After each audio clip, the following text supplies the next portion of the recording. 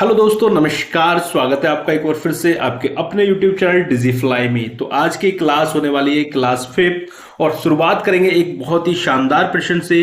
क्या है वो प्रश्न, देखते हैं। पहला प्रश्न कि सैंधव सभ्यता का सबसे पूर्वी स्थल आलमगीरपुर किस नदी के तट पर स्थित है, यह आपको बताना है। ऑप्शन ए हिंडन नदी, ऑप्शन बी गंगा नदी, ऑप्शन सी है यमुना नदी, ऑप्शन डी है सरस्वती नदी। तो इसका राइट आंसर आपका क्या हो जाएगा? जो आलमगीरपुर है वो किस नदी के तट पर है? ये आपका है हिंडन नदी के तट पर है। ऑप्शन ए यहां पे राइट आंसर हो जाएगा। आलमगीरपुर मेरठ जिले में हिंडन नदी के तट पर स्थित है। चलिए बढ़ते हैं नेक्स्ट प्रश्न की तरफ। अगला प्रश्न क्या है? बहुत ही शानदार प्रश्न है दोस्तों। जो भी तैयारी कर रहे हैं यूपी लेखपाल की या आने वाले जितने भी कॉम्पिटिटिव एग्जाम हैं, वो दोस्तों सभी लोग जुड़ जाइएगा चैनल के साथ। चलिए अगला प्रश्न है, उत्तर प्रदेश के किस स्थल से एक तलवार और एक मत्स्य भाले के साक्ष्य मिले हैं जिसका संबंध गैरिक मृदभांड ओसीपी से है? ऑप्शन ए है अंतरजी खेड़ा, ऑप्शन बी है हुलास, ऑप्शन सी है हस्तिनापुर, ऑप्शन डी है साई पाई। तो यहां पे जो राइट आंसर हो जाएगा वो क्या हो जाएगा? एक तलवार और एक मत्स्य भाले के जो साक्ष्य मिले हैं वो ऑप्शन हो जाएगा आपका ऑप्शन डी साई पाई। ठीक है, साई पाई स्थल से एक तलवार और एक मत्स्य भाला प्राप्त हुआ है। चलिए आगे बढ़ते हैं।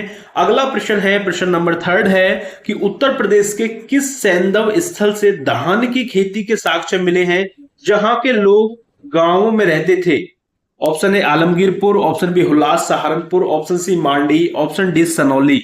तो यहां पे बताइएगा राइट आंसर क्या हो जाएगा? तो राइट आंसर आपका हो जाएगा ऑप्शन बी हुलास सहारनपुर। हुलास के लोग नगरों के बजाय जो है गांवों में रहते थे और वहां धान की खेती करते थे। तो दोस्तों हम क्या करते हैं दोस्तों, हमारे डेली क्लास आपको यहाँ पे देखने को मिलेंगी। हम क्या कर रहे हैं, पूरा यूपी जीके आपको दोस्तों एमसीक्यूज फॉर्मेट में आपको प्रैक्टिस और रिवीजन करा रहे हैं। तो जो भी भाई बहन तैयारी कर रहे हैं आने वाले एग्जाम यूपी लेखपाल की या अदर स्टेट एग्जाम की, यूपी के जितने भी स्टेट एग्जाम होते हैं उन सभी की, तो उनके लिए दोस्तों मोस्ट इंपोर्टेंट होने वाली है। इसलिए दोस्तों जुड़ जाएं चैनल के साथ, चैनल को सब्सक्राइब कर लें। ठीक है, वीडियो पसंद आ रही है तो वीडियो को लाइक जरूर करें। चलिए बढ़ते हैं आगे अगले प्रश्न की तरफ। नंबर 4 है कि एनसीईआरटी के अनुसार उत्तर प्रदेश में लोह काल की प्राचीनता कब से निर्धारित की गई है? ऑप्शन ए 1000 ईसा पूर्व, ऑप्शन बी 600 ईसा पूर्व, ऑप्शन सी 1500 ईसा पूर्व या ऑप्शन डी 2300 ईसा पूर्व। तो इसका राइट आंसर क्या हो जाएगा? इसका राइट आंसर हो जाएगा ऑप्शन सी 1500 ईसा पूर्व। एनसीईआरटी के अनुसार लोह काल की प्राचीनता 1500 ईसा पूर्व निर्धारित की गई है। दोस्तों एक बात मैं आपको यहां पे और क्लियर कर दूं कि आप साथ के साथ अपने मन में या कमेंट करते रहिएगा प्रत्येक प्रश्न का आंसर, जिससे आपको लास्ट में पता चल सके कि 15 में से आपके कितने प्रश्न सही हुए। ठीक है, कितना स्कोर आपका बन रहा है। अगला प्रश्न है, प्रश्न नंबर 5 कि किस स्थल से लोह धातु मल आयरन स्लैग और लोह भट्टियों के प्राचीनतम साक्ष्य प्राप्त हुए हैं? ऑप्शन ए आलमगीर एवं हुलास से, ऑप्शन बी झूसी एवं मल्हार से, ऑप्शन सी है हस्तिनापुर एवं अतरंजी खेड़ा से या ऑप्शन डी है अहिछत्र एवं कांपिल्य से। तो राइट आंसर आपका क्या हो जाएगा यहाँ पे? ऑप्शन सी हो जाएगा हस्तिनापुर एवं अतरंजी खेड़ा। हस्तिनापुर और अतरंजी खेड़ा एटा से लोह धातु मल और भट्टियां के साक्ष्य जो है मिले हैं। आगे बढ़ते हैं। अगला प्रश्न है कि वैदिक काल के दौरान पंचजनों में कौन सा समुदाय सम्मिलित नहीं था? वैदिक काल के दौरान पंचजनों में कौन सा समुदाय सम्मिलित नहीं था? तो इसका जो राइट आंसर हो जाएगा वो हो जाएगा आपका इक्ष्वाकु। ठीक है, जो इक्ष्वाकु वंश का संबंध जो था वो रामायण काल से है।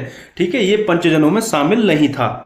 ठीक है, चलिए आगे बढ़ते हैं। प्रश्न नंबर 7 है कि उत्तर वैदिक काल जो कि है आपका 1000 से लेके 600 ईसा पूर्व, ये आपको याद रखना है। ये पूछ लिया जाता है कि उत्तर वैदिक काल का जो पीरियड था वो कितना था? 1000 से लेके 600 ईसा पूर्व, और वैदिक काल का आपका 1500 से 600। ठीक है, याद रखेंगे। का मुख्य केंद्र कौन सा क्षेत्र था? ये आपसे पूछा है। मध्य देश, उत्तर प्रदेश, सैंधव, बंगाल क्षेत्र या मगध क्षेत्र? बताइए उत्तर वैदिक काल का मुख्य केंद्र कौन सा क्षेत्र था, ये आपसे पूछा है। तो राइट आंसर हो जाएगा ऑप्शन ए मध्य देश। उत्तर वैदिक काल का मुख्य जो आपका केंद्र था वो मध्य देश था, जो सरस्वती से गंगा दोआब तक था। कहां से? सरस्वती से गंगा दोआब तक था। ठीक है, आगे बढ़ते हैं अगले प्रश्न की तरफ। अगला प्रश्न है कि उत्तर वैदिक कालीन पांचाल राज्य की राजधानी क्या थी?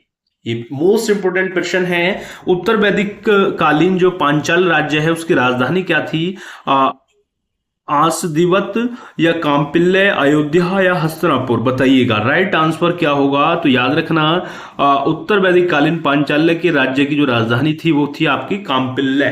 ठीक है, ऑप्शन बी यहां पे राइट आंसर होगा। आगे बढ़ते हैं नेक्स्ट क्वेश्चन की तरफ कि सर्वप्रथम काशी महाजनपद का उल्लेख किस वेद में मिलता है? सर्वप्रथम जो काशी महाजनपद है आपका, ये प्रश्न पूछा गया है कई बार क्या, तो किस वेद में मिलता है सर्वप्रथम काशी महाजनपद का उल्लेख? तो इसका जो राइट आंसर होगा वो होगा आपका अथर्ववेद। ठीक है, किसमें मिलता है कि काशी का सर्वप्रथम उल्लेख आपका अथर्ववेद में मिलता है, याद रखेंगे। चलिए नेक्स्ट क्वेश्चन की तरफ बढ़ते हैं।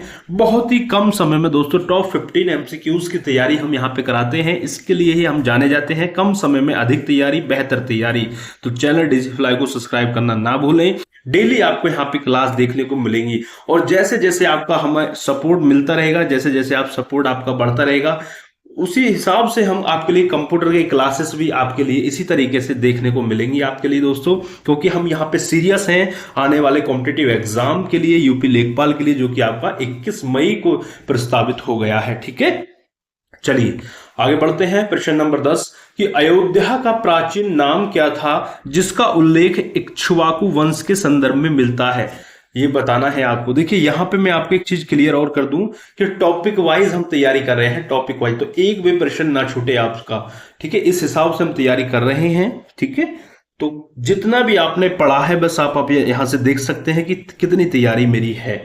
हम यहाँ पे फिलहाल जो यूपी का इतिहास है वहां से ये प्रश्न आपके लिए ला रहे हैं। आपने पढ़ लिया होगा इतिहास, तो आप देखिएगा यहाँ पे कि आप कितने प्रश्न सही कर पा रहे हैं। ठीक है, अयोध्या का प्राचीन नाम क्या था जिसका उल्लेख इक्ष्वाकु वंश के संदर्भ में मिलता है? तो इसका राइट आंसर हो जाएगा अयाजसा। क्या था? अयाजसा। ठीक है, चलिए आगे बढ़ते हैं। वाल्मीकि कृत रामायण को अन्य किस नाम से जाना जाता है, यह आपसे पूछा है। ऑप्शन ए है चतुर्विंशति सहस्त्री संहिता, ऑप्शन बी है पंचम वेद, ऑप्शन सी है जय संहिता, ऑप्शन डी है भीष्म पर्व। तो 11 का राइट आंसर आपका हो जाएगा चतुर्विंशति सहस्त्र संहिता। रामायण में 24,000 श्लोक होने के कारण इसे नाम दिया गया है। याद रखेंगे कितने श्लोक? 24,000 श्लोक होने के कारण इसको ये नाम दिया गया है चतुर्विंशति सहस्त्र संहिता। चलिए आगे बढ़ते हैं नेक्स्ट क्वेश्चन की तरफ। दोस्तों वीडियो पसंद आ रही हो तो वीडियो को लाइक शेयर करना ना भूलें और कमेंट जरूर कर दिया करें कि कैसी लग रही है क्लास आपके लिए। चलिए आगे बढ़ते हैं। महाभारत का वह कौन सा पर्व है जिसे भगवत गीता के नाम से जाना जाता है? प्रथम पर्व, द्वितीय पर्व, 18वां या छठा पर्व? बताइए महाभारत का वह कौन सा पर्व है जिसे भगवत गीता के नाम से जाना जाता है? तो इसका जो राइट आंसर होगा वो होगा आपका छठा पर्व है। कौन सा है? छठा पर्व है। महाभारत के छठे पर्व यानी कि भीष्म पर्व को ही भगवत गीता कहा जाता है। किसको? भीष्म पर्व को ही भगवत गीता कहा जाता है, याद रखेंगे। देखिए एक एक प्रश्न नहीं छोड़ने दूंगा मैं आपसे, बस पढ़ते रहिएगा साथ के साथ और ज्यादा से ज्यादा लोगों तक इस वीडियो को शेयर कर दीजिएगा। चलिए प्रश्न नंबर 13 कि महाकाव्य काल के अनुसार हस्तिनापुर की स्थापना किस शासक ने की थी? हस्तिनापुर की स्थापना किस शासक ने की थी? हस्तिन ने, परीक्षित ने, भरत ने या जन्मेजय ने? तो बताइएगा राइट आंसर क्या होगा। ध्यान रखना, हस्तिनापुर की स्थापना किसने की थी? हस्तिन ने की थी। ऑप्शन ए यहाँ पे राइट आंसर हो जाएगा। ठीक है, चलिए प्रश्न नंबर 14 है कि उत्तर प्रदेश के किस स्थान को ब्रह्मव्रत के नाम से जाना जाता था जहां रामायण की रचना हुई? कौशाम्बी, प्रयागराज, बिठूर, कानपुर या अयोध्या? बताइएगा उत्तर प्रदेश के किस स्थान को ब्रह्मव्रत के नाम से जाना जाता था जहां रामायण की रचना हुई थी? तो वो था आपका बिठूर।